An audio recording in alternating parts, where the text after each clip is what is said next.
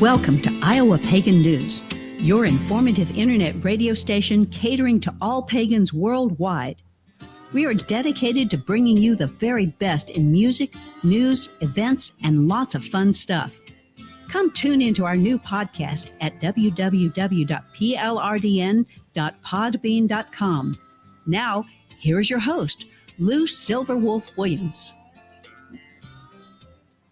Oh, good afternoon, everyone. Welcome to a Saturday edition of Iowa Pagan News on the Prairie Land Radio Network. And once again, I have to say thank you to my good friend, Virginia Ackley, who has been so kind enough to do the intros for us here at IAPN Radio. It's always a pleasure to get to work with our local groups and artists to kind of collaborate together. And this afternoon, I am joined by my friends from the UK, Touch the Earth Band, and also my friend Lynn Gosney, who I have been friends with for, a long time. So it's kind of nice to get to spend a little bit of time together, get reacquainted, and get caught up in what's going on. So welcome, guys. Thank you for taking time out to join me. All right. Well, thank you for having us. Yeah, thanks. All right. So now, let's see. Ever since the lockdown and whatnot with COVID and restrictions and whatnot, what's been happening with the band over the last couple of years? We had a stab at live streaming. When we was limited to getting together like groups of 6, which was quite convenient for us. Mm-hmm. So we done a few streams, but it was testing, wasn't it? Yeah. It's kind of weird playing when you're used to playing to an audience and you have to play to a camera. Yeah. Bruce is very good at trying to rent a crowd. I'm the sound engineer, but I was reading the comments as they came up on the stream, so I was the whole crowd going, "Woo! Yeah, great, love that one. Play this, do that." Yeah, I know what that's like because a lot of the artists I've talked to and the bands I've been talking to here over the last couple of months, they've all said the same thing, that they've been having to do live streams, and it's a lot different than playing to an actual audience. So I know that everybody is kind of chomping at the bit to get back on the road and be able to be in front of everybody now. Well, that's just it. I mean, all our albums, they're all live, recorded live. There's no studio albums on there whatsoever. So we're audience driven, really. Mm-hmm. I mean, we have actually been able to play. We had a fantastic concert in Glastonbury in the autumn, so that was probably our first proper live gig. It was great to be back. We had a really big crowd. It was such a good night. And Free Zone Festival last summer, we played at a festival called Free Zone, which again we're doing this year. And the Fairy Festival. And the Fairy Festival. So we've been out. Last year we were everywhere. Well, I mean, it's good that you're still able to get out to festivals and still play your music in front of everybody, because I know that's how a lot of bands, they really want that energy coming from people who love your music, and that's what keeps you going. It does. You feed off that. You when you see people enjoying your music, that feeds us to do more and to really sort of feel it in the moment as well. Because we tend to do, although we've got our songs and we've got quite a few songs that we like to do that people love, but we love to do our inspirationals as well, and they're very much in the moment. And to do those when you've got people in front of you and you can feel their energies, it's much nicer than it is just doing it on a live stream. So we do enjoy those. We do enjoy those inspirationals. Cool. Now, during the time that we were all kind of cooped up, how many songs did you actually come up with and write and produce? Well, we're quite limited because Oh, Lots. There was two songs that were born just in the first lockdown. Joker and Bone Singer And Frozen Heart. well, that's 3 out of the That's 2. three. Yeah, so there's two that we actually started putting into our sets. Three. Frozen Heart. Frozen We Heart. haven't actually done that in a set. I did that a lot. We did Yeah, it at the Big we're Jazz. still working on that one. We're Though. still working on that We one. need another lockdown to work on. No. I get chance all the time. So, and we're all getting these words. Jill writes, Lee writes, we all write. Bruce writes. We need, once we're together, that's when the creativity really flows. Apart, we all get these little chants or these little songs coming in, but when we're together, we actually somehow that's when the magic happens. Yeah, Pete is a 3-hour drive away. He lives in another county. I mean, So- 3 hours in America is like just around the corner, but it's quite a long way away. Yeah, pretty much. in the UK. So Well, that yeah, does because limit- because it you've does got a limit lot us of getting you've got together. a lot of flat land that you got to go through. Yeah, it's true. It's quite flat, but and also for the first year of the lockdown, it wasn't allowed to meet up. So and we did try to allow live streaming as a way to sort of spread the music with an audience. To actually try and use the internet to play together is hopeless. No go. You can't be done. The lag is too great. We did try, didn't we? Yeah.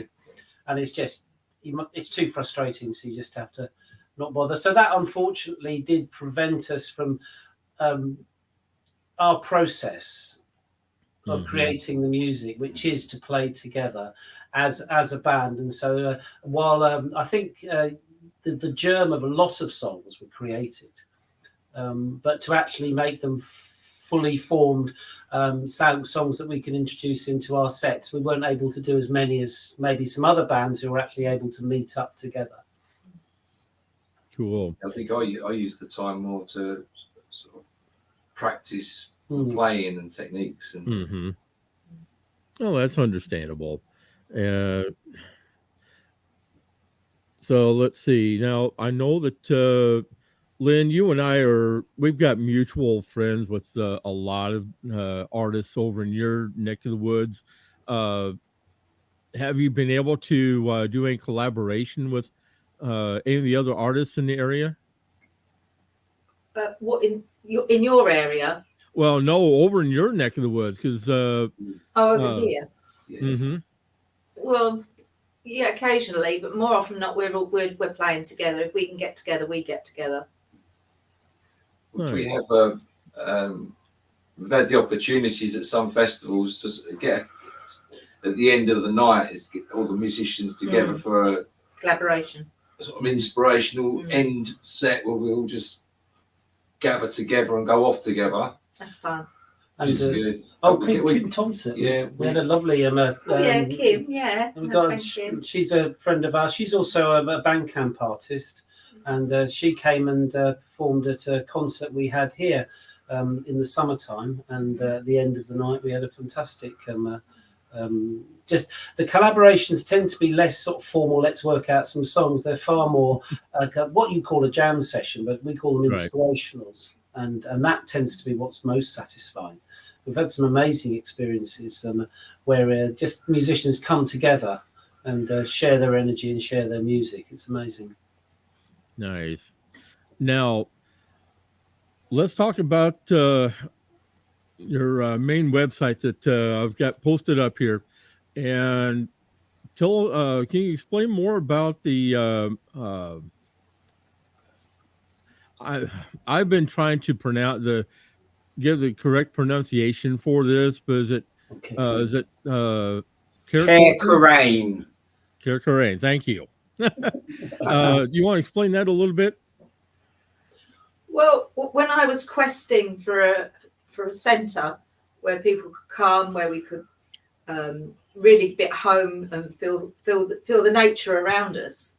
The nature's what inspire us, the seasons. I was doing one of my sweat lodges, and for some reason we couldn't get heated that day. We were sitting in there actually in our coats, and we quested for this name for here, and actually it was Jill's brother Rob who actually come up with the name Care Crane. That was how many years ago? 20 years plus. Yeah. Well, we would have been here 20 years come October, so that must have been 20 years ago when that was quested for that name. And we're in the county of Kent, which is 40 miles south, 40 miles east of London. But people keep thinking we're in Wales. Because it sounds Welsh. Welsh. It sounds Welsh. Well, Care's a the Care, but Care's dwelling. Well, I mean, that's dwelling. So. And also, it's how it sounds as well. Care is caring and healing for people that come through the gate. Yeah. With the sweat lodges, drum making. Yeah. Oh, that's understandable. So the website encompasses everything that the centre does, not just the band's music. It's far more than that. Touch the Earth isn't just a band; it's a way of life. Yeah, I would agree with you. I would definitely agree with you on that point. And I can definitely understand where sometimes people get confused as to locations and where you're originating from, because I know a lot of the areas over there overlap, and I know a lot of us over here we get kind of confused as to who's from what region, so that's understandable. Okay, so we're gonna be playing a couple of videos for everybody this afternoon, and I took a listen to both of them. I really loved them, and we're going to be, in fact, let's go ahead and get to playing one of them. Let's see. Tell us about Boudica. Oh, well, Pete lives in Norfolk, where Boudica has real big connections there in her time. And we was collecting... always felt that her energy. She's an amazing warrior woman that really fought for her homeland. And we was collecting poles for our sweat lodge actually, and I was just dragging them down the lane as you do. Mm-hmm. And I was gifted Boudica's Lament, which was just the first part. And every time we sang it, especially when we were in the higher homelands, it just grew and grew in strength. And then we were having just a fun get together here one Sunday, and Boudica's Stand, the second part, came from that. So it's very much an honouring chant of one of our greatest queens of this land. As I say, yeah, I did have a chance to read up on the history of Boudica a little bit, and that's one that I was not familiar with until I started reading up on Boudica. She fought the Romans pretty hard. Yeah, I was very fortunate. I used to live very, very close to an ancient burial mound. It was just across the road, and it was marked just as an ancient burial mound. But when we went up there and stood there, surrounded by some ancient oak trees, there was a really strong connection with Boudica there, and that sense of the energy. And I think the first time you ever sang Boudica's Lament was up there, was standing on that mound. And nobody really knows where Boudica was buried, because the Romans were so keen to put her head on a pike and parade her into Rome. Her body was dug up and moved several times in order to prevent that from happening. So it's uncertain where she's actually buried. But my belief, our belief is that mound has Boudica's remains. And coincidentally, in the village that I was living in, on the sign which had the name of the village called Quidnam, it's an unusual name, on top of the sign was a little cutout of Boudica on her chariot, which legend has it her chariot had big blades coming out of the wheels. So as she drove into the Romans, they would be cut down.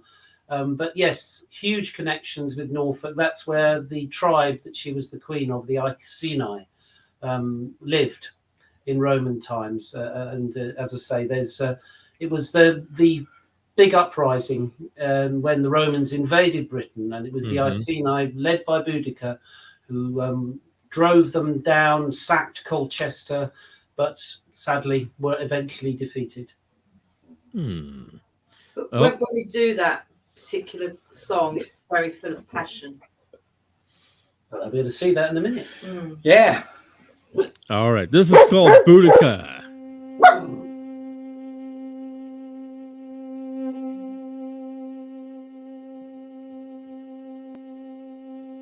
Boudicca, Boudicca, you stood upon the land. You stood with your people, with your spear held in your hand.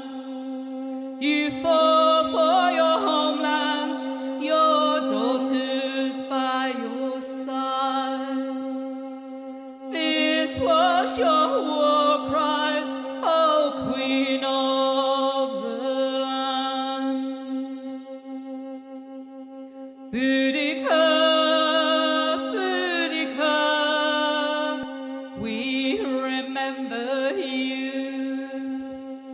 Boudicca, Boudicca, we honor you. Gather round, you stood your people, faces painted, you stood true. Not easy would invaders, could they take this land from you? Boudicca, Boudicca, held in many hearts. Boudicca, Boudicca, defender of our land.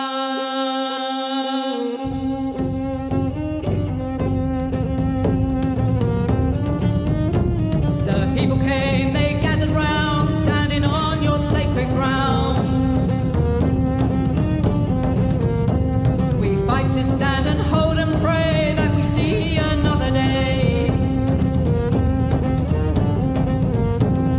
Bodies naked, painted blue, hear the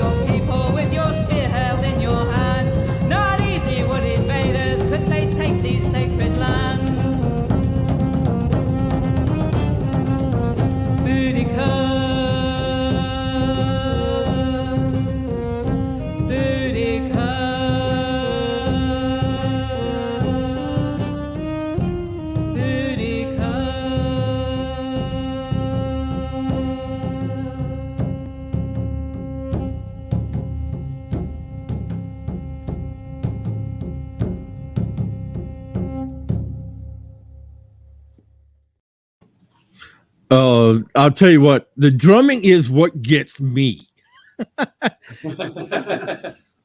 That is, anytime that we get anytime I get around drumming, it just sends me off into another world.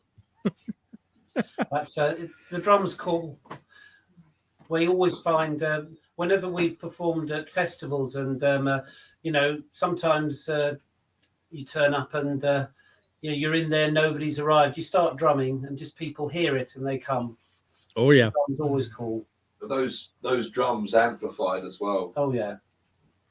oh yeah. I know that from past experience at festivals and doing drumming myself. Yeah, once you get a couple of us going, everybody else is going to join in. Yeah. Oh yes. And the drums are very sacred to us here as well. Like the drums that the band use are made at the centre, where we teach myself and Lynn, we teach people to make drums. So people come here and they birth their own drum, but it's very sacred, completely in ceremony.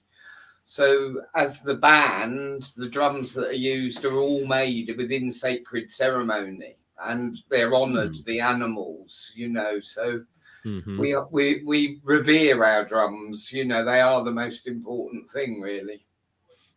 Of course. That's one thing that I've wanted to do for a long time, is construct my own.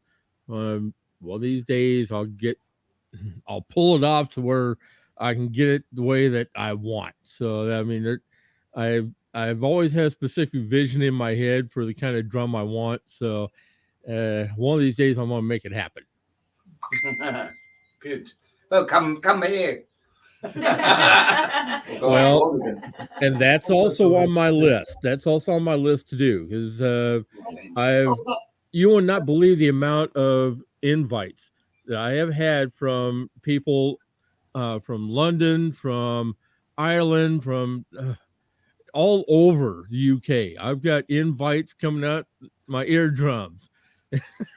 So that's one thing that I've got on my list to do. Yeah, well, if you could get the opportunity, go up to my teacher, and that's Patrick Pinson of Cedar Mountain Drums. He's a very dear friend of ours, and when I first made my first drum with him, and he's been over here a few times and made drums with us. So Cedar Mountain Drums, Portland, Oregon. Nice. Mela was trying to put in her 2 cents worth as well. So they're having a conversation now. Oh, okay. So now, I know that you said that you've just been working on your current music that you've got. Now, do you have any current like new projects that you're working on? We have accumulated enough new songs, that we probably could do with recording them and getting a new album out. So at the moment, it's kind of in its nucleus. We haven't got a name for it, but it's really about getting them recorded, getting them mixed. As Lee said earlier on, all our music up till now has emerged from live recordings. For the most part, they're actually live concerts. Sometimes we get together in a sacred space and we'll record some of the songs there. But as I say, the vast majority emerge out of live performances. In fact, I can honestly say that one of our albums, called Into the Wild, there was practically no rehearsal of any of those tracks. They all just were created on the road, as it were, and recorded, and that's how that album came out. So I think that's really where we're at now. We've got a lot of songs that people come to us and says, "Oh, I want that one. I want something with that one." Oh, it's because we've done it in the moment. We've done it in the moment, and so there is definitely a new album in the works, because it's been a little while. Our last album was actually an inspirational piece called Gathering, and that was an amazing experience at this fabulous place called Gaunt's House. And we decided one afternoon, we had an hour we'd been given, and we decided to take a musical journey through the 5 elements. And again, it was a classic example of what Lynn describes as music in the moment. We decided, broadly speaking, which instruments we were going to play, but exactly what we were going to play was really down to what Spirit would give us. And that's one of our most satisfying albums, because it really takes you on a journey. But I think we're due a new one now. Yeah, we're definitely due. A lot of our songs also tend to fit quite well seasonally as well, because I think where we're so connected to the land, because we have regular Celtic sweat lodges here, so, and they are in harmony with the 8 Celtic festivals, and that then takes us in tune with our music. I have to say, spring is one of our biggest influences. And then autumn winter is another big of an influence for us. But we've got like music that takes us through the seasons as well. So that's where because we're very in tune with the land around us. It certainly is the inspiration for many of the songs, either the nature, the experience of nature, or that connection with the ancestors and the places our ancestors lived and worked.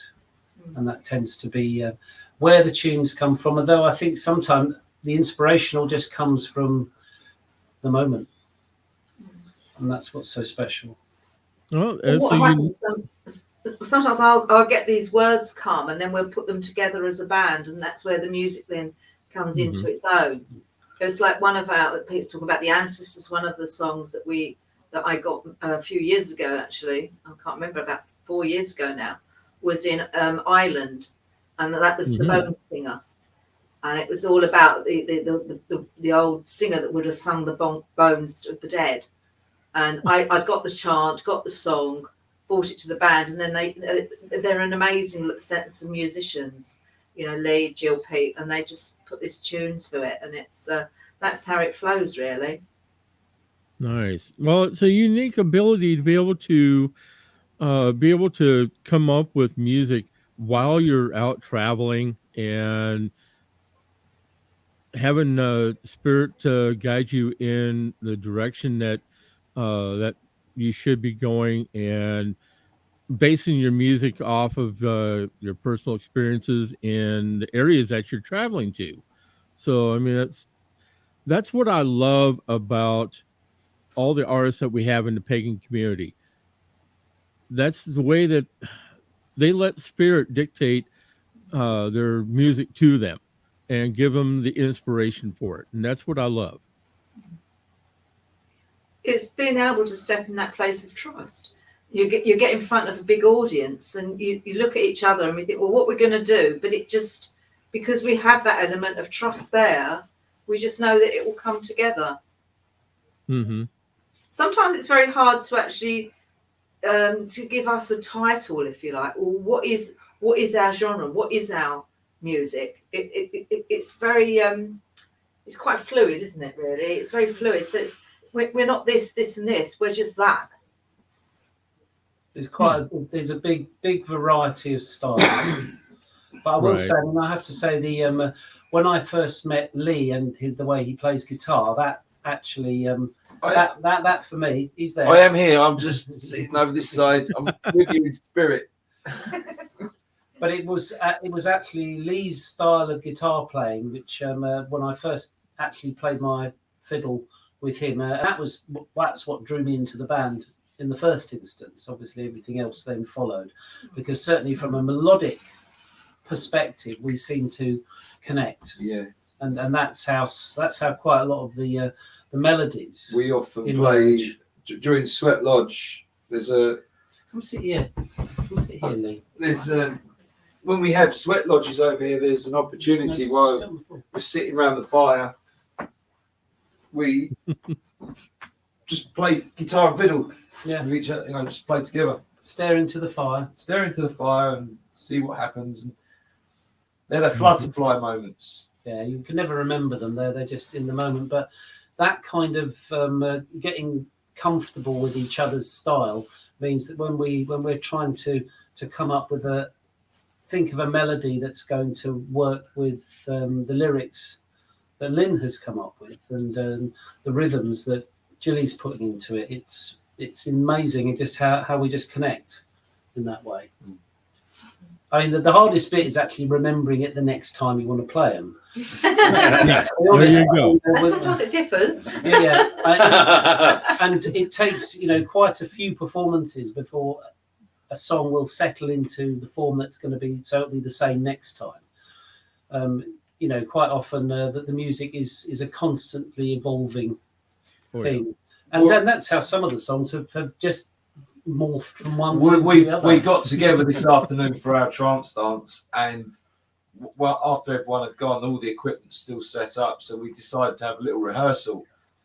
And there's a song called Auras of Colour, and I used to down tune my guitar a whole step, but I've been using a 12-string guitar a lot more recently. Instead of transposing into different chord shapes, I changed the key and I threw my mum in the deep end. Right in the deep end, they did. But we managed to. It sounds lovely. Sounds nice. It sounds really nice. Yeah. But that's the thing, sometimes you just have to go for it. I mean, there's been other times where really slow ballads have ended up turning into something quite different. And certainly the example that you gave, Lynn, of how Boudica's Lament, which is the first section, was suddenly, and I forget when it happened, but all of a sudden it became clear that drums were needed, and that turned it into the version that you'll find on the CD is only that first section, because the rest of it hadn't come yet, and we've yet to record a version that we're entirely satisfied with, to actually put out the full piece. But that's just how these things happen. That's how it all worked, because we was recording our live sets and people wanted to take something away with them that night other than just the memories. They wanted to take a physical part of us with them, CDs, that we started burning these CDs ourselves off our live recordings. I was very difficult in those early days because I wasn't happy with the quality. I wanted to get into a studio, but like Pete was saying, how we work, you can't replicate that in a studio environment. Well, no, you can't. No. You can't. And I mean, that's also something I hear from pretty much all the artists who I've gotten to know over the years and get caught up with over the last few months anyway. And they've all said the same thing, that when they're out playing music, it's never the same as what is recorded, because they can't duplicate that, and it's always a little bit different, has a little bit more meaning while they're playing it live, and it's just something special. It's real. Mm-hmm. When you're playing live, it's real, and it's the mistakes that make it real. Yeah, it is really those mistakes, because that was then it was endearing to people as well, because you go into a studio now, you can have even you can sing a load of wrong notes and it can come out absolutely perfect. But we like that rawness and that realness to it, and it's not, there isn't any, the only perfection is out there, it's not what we create, it's what we create is what we like to say is real. And yourself, when you're doing live music, Bruce does amazing because of all the different things. Suddenly we're getting feedback here and feedback there, but that's the realness of it all. There's nothing to put in a backing track on and just singing along to it. It doesn't give the same feeling. And one of the things that we found over the years we've been together, because we're a family band as well, is that people see that. They come up and say, "Oh, are you all family?" Because they see it. Because although Pete is family, he's chosen family, and that really means a lot more, really. Mm-hmm. But we are a family band, and there's something that flows between us all. It's like we know what the other one's doing next without thinking about it. It just happens. But one of the things that has really over the years has really touched us is the amount of healing the amount of connection or feeling that our music has given to other people, it's given to people. And that means a great deal to us, to know that somebody's come to one of our, or they've listened to some of our music and it's stirred something in them that's really helped them in that part of that journey that they've either been on or they're on at that moment in time. And that for us, well, for me personally, I can't speak for the rest, but I think I am in the same saying, is that is what really does it for us, is when we know that people have felt it, not just listened to it, but felt the music. I can say that for myself personally, that the music we play, for me, is, we don't do it because we want to, we kind of do it because we have to. And I think that's why a lot of musicians play. You're kind of compelled almost to create this music, and if you find other people with whom you can sort of channel this creativity with a shared sense of what you want to make music about, then you kind of have to do it. Which is why the last 2-3 years of the lockdown was so difficult, because it's not the same when you're not in that person's energy and their vibration, and that's why we kind of have to do it. Right. I completely understand that, because I hear that from every artist who I have spoken with over the years. That is what drives them to keep doing what they love doing, what they want to do, and what they feel that they have to do. Okay, we're going to take a quick commercial break and to hear from our sponsors, and then we're going to be back with another video. We're going to be playing Call of the Wild next, so don't go nowhere, and we're going to be right back right after these messages. I just walked into this coffee shop. You'll never guess what I found. All the help is deeply engrossed in metaphysical times. You should too. I'm at the Egyptian, 475 Park Avenue in Idaho Falls, Idaho. You get your very own copy for free, and we're open till 10.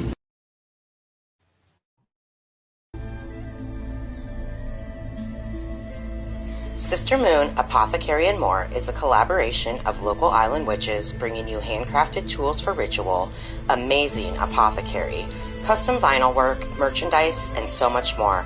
But we are not just an online store. We are a sisterhood, a platform, and a voice for everything that is magical. Join us for our famous Tarot Tuesdays from 11 to 4 Eastern Standard Time for a discounted reading with our amazing in-house intuitive reader and priestess, Wolf Spirit Energy, Beverly Oberlin. You can find us on Facebook at Sister Moon Store or on the web at sistermoon.shop. So fly on over and stop in for a spell.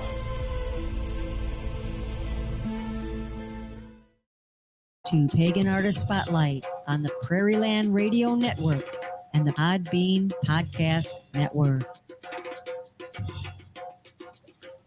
All right, we are back with our good friends Touch the Heart Band, or Touch the Earth Band. And like I said, we're going to be playing another video here. This one's called Call of the Wild. And I believe that you did mention this one while we were talking. What was the story behind this one? Oh, that's where's that one come from? Well, the story of that one, actually, it's a lot of people tend to think that it's because it's out in the wild landscape, but actually it was the wild landscape within us and within the landscape that we will all be journeying to when the time is right for crossing over. It's actually a song that's taken a soul across the waters to the summer lands. Wow. All right. It's taking us back to that wild place, to that free place. So we hear the call of that wild. Nice. All right. This is called Call the Wild.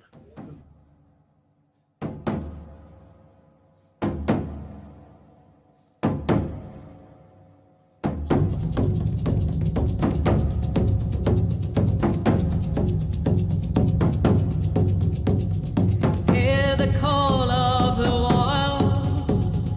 Hear the call of the wild. Hear the call of the wild calling you home.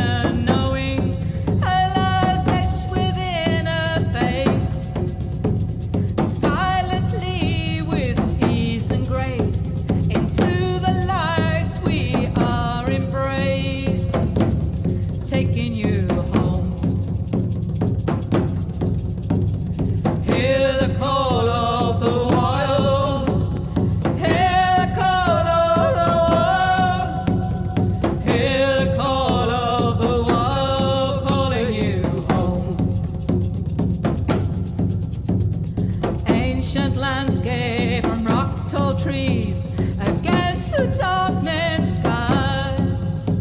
As far and wide clouds gather, a wind sings her lullabies, taking you home. Hear the call of the wild, hear the call of the wild, hear the call of the wild, calling you home. Man, I don't know how you guys do it without getting lost in the drumming. If that were me up there, I'd be off in my own little world. It's like, That happened once, Earl. No, that once. Not more than once. we were taking a workshop was taking on a shamanic journey, and the guys were all drumming on the big drums. Lee, can you explain what happened? What, when I was playing the didge? No, you were playing the drum. The microphone dropped down. No, this was at like this place in Essex, and like we tend to, if we're running a workshop doing a journey, we'll walk round the drums while we're drumming a shamanic journey. mm-hmm. And I remember I looked at Lee and he like went a bit wobbly and he looked as if he was like nearly fell over sort of thing. And later he says to me, "What was that point when everybody went out of rhythm? Do you remember?" And I just sort of stood there and looked at him and he went, "Oh, it was me." And it's because he literally nearly fell over, because when you're doing that shamanic beat, it's going to change your brain waves. You know, the science is undeniable. So it happens. It happens to us all. Yeah. It's happened to me. We've all done it, you know. It's really to get lost like that. The best bit about that festival was that we were playing in there and a load of stormtroopers came in, and Lee came out with a great statement as they came in. And what was that, Lee? These are not the drums you're looking for. Cool. I like that. Oh man, I've been hit on the head by my wife Jill with a beater, because I sit there playing the didge and I go off on. I try not to, but there is times when I just go off and get lost in it. In the drums, all the didge, all of it. I've been hit on the head with a beater as well. Usually I hear the rattle, a particular rattle that Jill plays, to call me back. I didn't hear it. So she started tapping me with it, and then she was getting no response, and so that's when you hit me on the head with it. Come back, Lee. Come back. It's an occupational hazard with trance music. Yeah, I can imagine so. But that's what I think. That's what would make things really fun, is to have instances like that, especially when you're playing out in front of everybody. Yeah. It's a risk you take. There is a track on one of the CDs that comes with a warning not to listen to it when you're driving, because we got reports of people that kept missing their junctions and ending up miles away from home. Oh, it's Wooden Bone, isn't it? Carry a health warning. Do not drive and listen to this at the same time. Oh, is it on Shaman's? Yeah, It's Shaman's Horse. No, driving's fine. Just be prepared to miss your Get exits. Yeah. Oh, that Shaman. Yeah, that was our very first proper didge inspirational, was Shaman's Horse. That's on Sacred Wheel, and that was the first time where we used the didges in that way. We've been playing didge for a while, but we used them in that way, and that was just. I remember coming home after we recorded that and going, "That was amazing," and having to listen back to it. But it's become a really, really popular.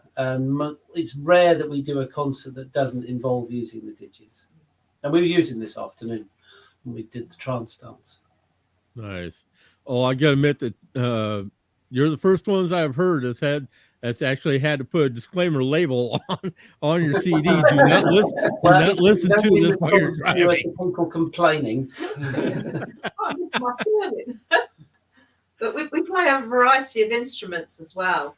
And you know, all those different flavors just all make it what it is. Oh yeah. Okay, I've got my friend Patricia who is listening in today. She is a integral part of Iowa Pagan News. She is the our public relations, and she shares all of our posts all over the place. And she said that she is in love with your music, and she's always wanted a didgeridoo. Oh wow. Well, get one. Get one. Get one. Yeah, I definitely agree on that. Now, for those of you who are tuning in, listening, be sure to check them out at on their Bandcamp page at Touch the Earth Band under at Bandcamp. See, it's touchtheearthband.bandcamp.com, where you can find a lot of their music there on Bandcamp.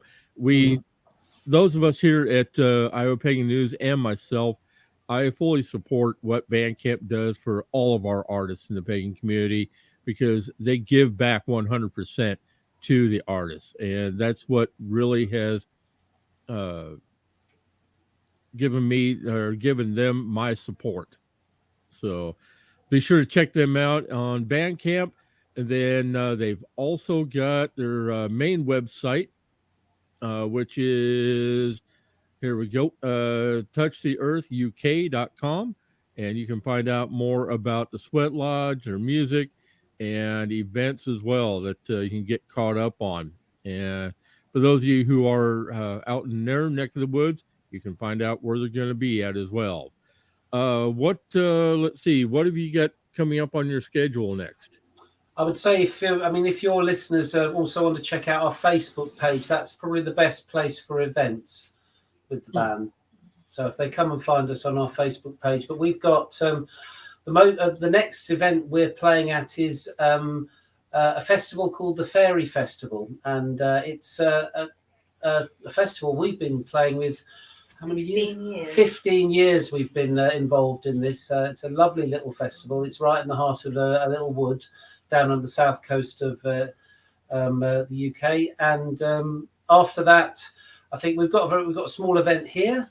But I think the next big festival after that is one in Suffolk called Gone to Earth. And then after that, there's one down in Dorset called Free Zone. And also we have our very, very popular, and that's a bit further on in November, we have a concert at Glastonbury, which is the way we sort of round off our year of playing is in Glastonbury. And we do a trance dance workshop during the day, and then a concert in the evening. And the trance dance is usually sold out. But all the details of all those events can be found on our Facebook page if your listeners are interested.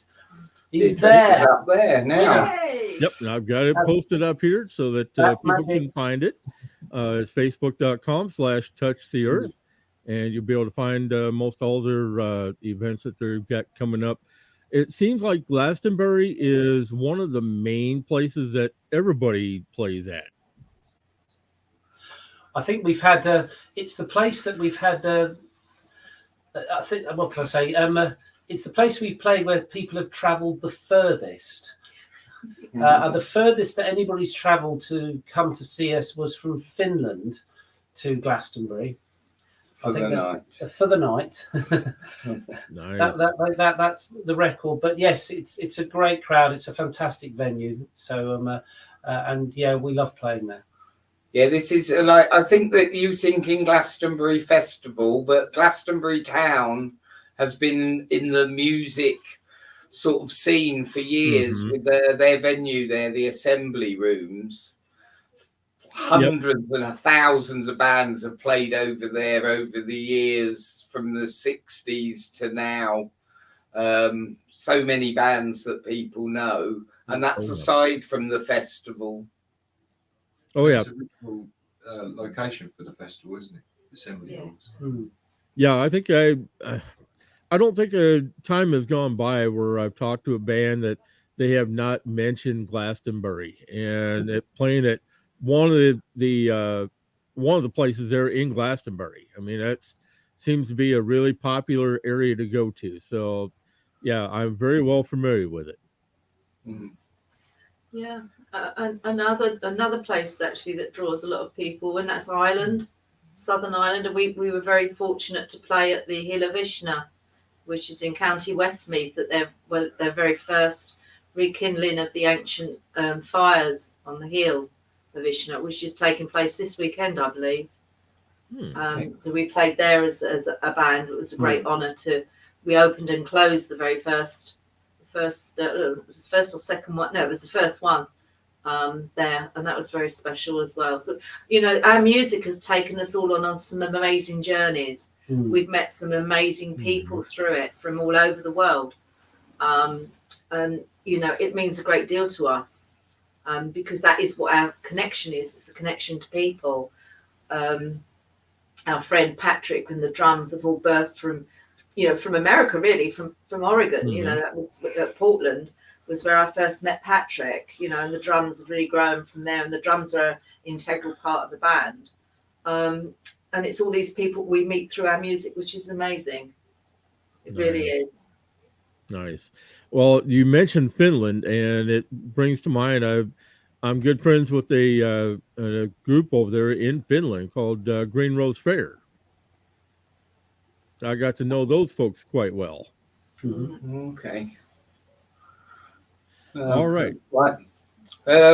We went over and played at a friend's party in Finland and met lots of Finnish bands. There's one, Mr. Rose Garden. They were very amazing. Quick plug for them. I don't really know them as people, but their music is amazing. Very nice. Okay, well, definitely want to say thank you for taking time out to join me this evening, and it has been a pleasure getting to touch base with you and get caught up with what's going on. And Lynn, it's always good to see you as well.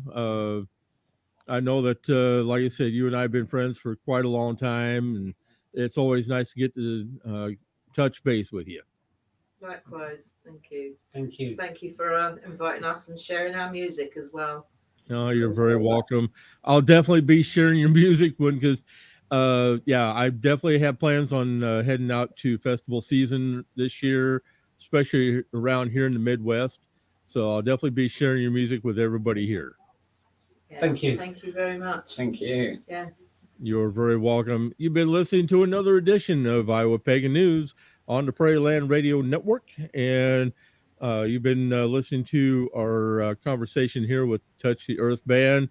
Their music is fantastic. Be sure to check them out on their Facebook page, on their Bandcamp page.